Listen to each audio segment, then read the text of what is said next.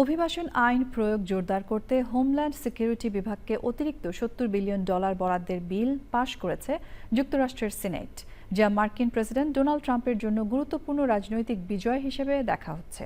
যুক্তরাষ্ট্র থেকে জানাচ্ছেন সুব্রত চৌধুরী। বিলটি 47 ভোটে পাশ হয়। এতে ডেমোক্র্যাটদের কেউই বিলটির পক্ষে ভোট দেননি। রিপাবলিকান সিনেটর লিসা মার্কাউস্কি একমাত্র দলীয় সদস্য হিসেবে এর বিরোধিতা করেন।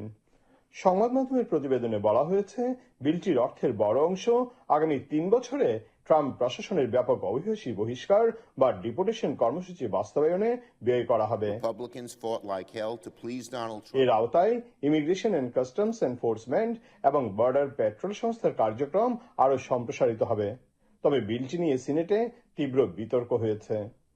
এর মাধ্যমে অভিবাসন আইন প্রয়োগের ভবিষ্যৎ নিয়ে কয়েক মাসের তিক্ত লড়াইয়ের পর এই শীর্ষস্থানীয় ইস্যুতে রিপাবলিকান নেতার বড় ধরনের একটি বিজয় হলো। বিলটি এখন প্রতিনিধি পরিষদে পাঠানো হয়েছে, যেখানে রিপাবলিকান নেতারা আগামী সপ্তাহের শুরুতে এটি পাশ করিয়ে ট্রাম্পের ডেস্কে সইয়ের জন্য পাঠানোর আশা করছেন।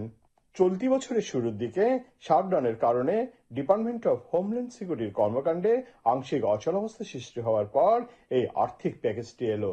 Subrata Chowdhury, channel I, new jersey, America.